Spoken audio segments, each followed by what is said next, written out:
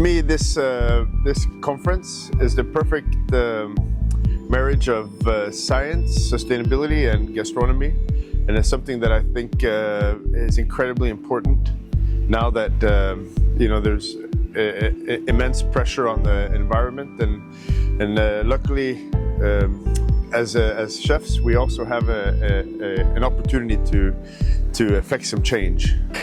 It's of course, being at Tenerife is amazing. I mean, the whole conference is very well organized, and it's very high level of hospitality, which is amazing.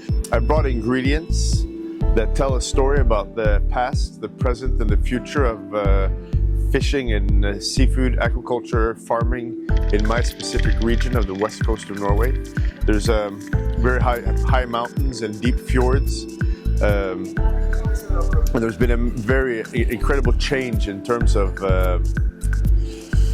fishing and aquaculture the last 50 years. So my restaurant is a seafood restaurant, and we get a lot of attention from journalists and TV and tourists, of course, and locals. So I feel like it's very important for me to show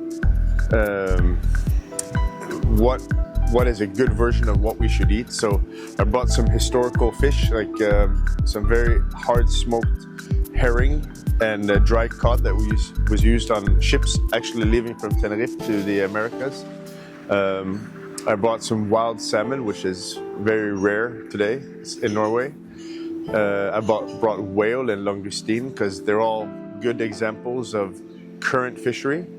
And then in terms of the future, I brought clams from my friend who's a diver who through just exploration together with the Marine Research Institute are finding new species of clams on our coast that have not previously been used for food, as well as farmed kelp, which is also a nice new novel way of producing food in the ocean.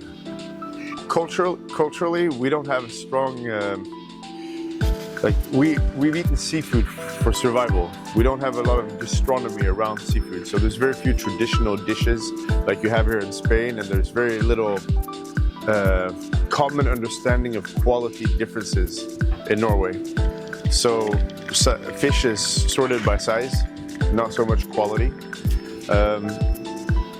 And instead of having traditional dishes, it's more important for us to develop an understanding for the future generations of what our seafood should be. So coming here, of course, I just spent time with the Zarate chef and saw how he was using the limpets. Like, I have limpets everywhere in the ocean in Norway, but nobody has ever eaten them in Norway.